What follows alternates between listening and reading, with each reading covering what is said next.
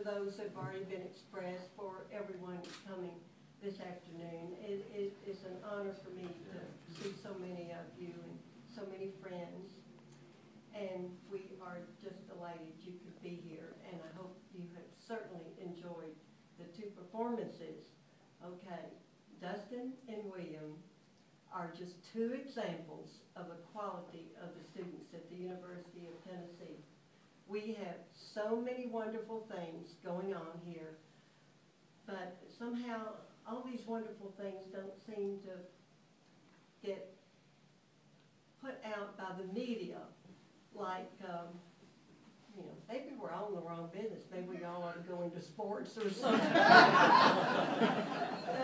Anyway, they are just an example of the quality of students and what has been happening at the University of Tennessee.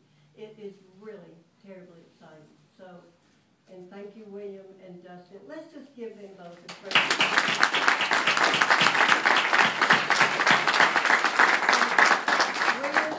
Didn't you make that own arrangement yourself? Isn't that your creation? Well, I had a lot of help from Dr. Northington and a few books. But well, and you saw he is not only eloquent with his fingers, but his mouth. Anyway, we just have great students here.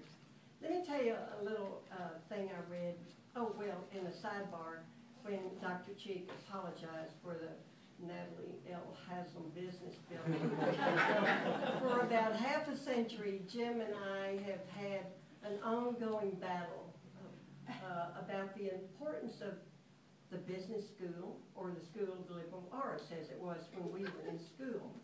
And it gets kind of feisty at times. So I was particularly crushed when they were going to build in the business. Well, anyway, I accept your apology. You had a busy weekend.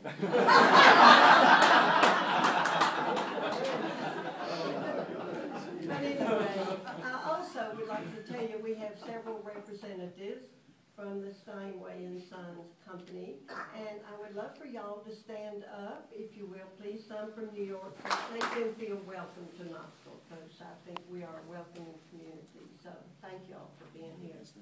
A long time ago, I read an interesting thing that had happened in London during World War II, when London was being bombarded by the German airplanes. And everything, of course, was in terrible disarray. And one day, a musician was going home from work, and he just thought he would stop in St. Paul's Cathedral and play. And he did, and it was happy for him that he could have that time.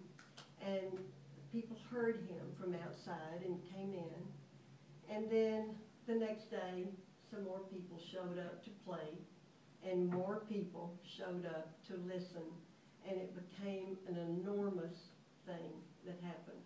And it was music that restored their souls when were being torn apart by war. And that was just a real example of what music can mean to so many of us. And I hope y'all will be interested in this Steinway project. It is quite an ambitious but doable project, and we have a gentleman over here who is responsible for all of this. Jim Powell and Sandy from Johnson City came up with the idea that Tennessee should certainly be a Steinway school, All-Steinway School. We are surrounded in the state. East Tennessee State is one. Middle Tennessee State is one. Pellissippi is one. And we're kind of late in the game, Jim. You should have come up with this idea. But anyway, we are just really, really excited about it. And Jim's going to speak to you next, and I'd like to tell you a little bit about him. He and Sandy are from Johnson City, or what did you say? Limestone, excuse me. And they have already invested an enormous amount of time, energy, and money in the University of Tennessee. And I have to say that Jim has worked very closely with him in the past, and he has described Jim Powell as a relentless fundraiser. So we can thank Jim for his idea and for what all he is doing for University of Tennessee.